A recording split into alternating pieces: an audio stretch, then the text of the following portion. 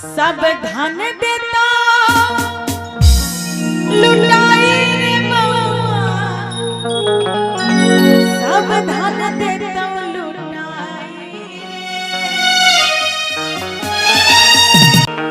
सब धन देता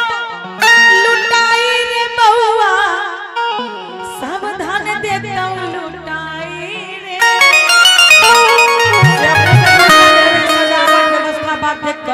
तो बउआ के पप्पा के लिए सब गोटे बेर ताली बजा के कहबे बाप तोहर अलबेला रे बउआ, बाप तोहर अलबेला रे बउआ, बाप तोहर अलबेला रे बउआ, बाप तोहर अलबेला रे बउआ, सब धन से लुटाए, सब धन से लुटाए रे बउआ, सब धन से लुटाए रे, सब धन से लुटाए रे बउआ, सब धन से लुटाए रे। खुदा एन्ना नहीं सरकार कने दोनों हाथ में कष्ट दे और सब को ताली बजा के बाप तोहर अलबेला रे बउआ,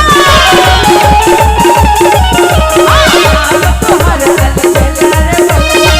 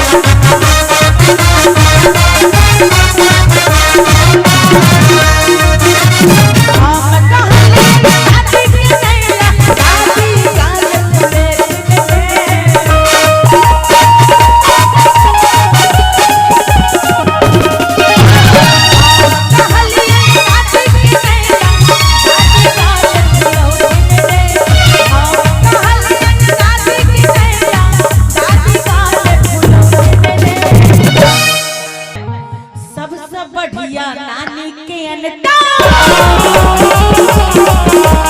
सबसे बढ़िया नानी के अनता,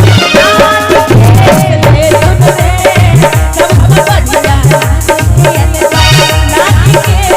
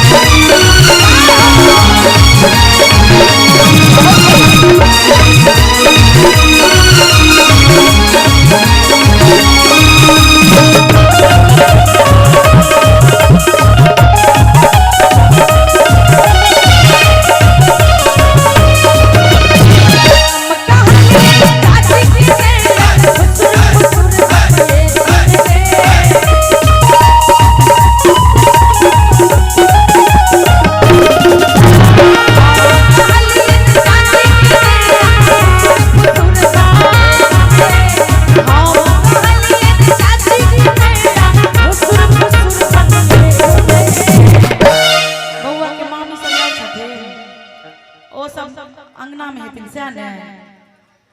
पाछा बैसल छथिन। अच्छा त कहबे कि सबसे बढ़िया मामी के अनता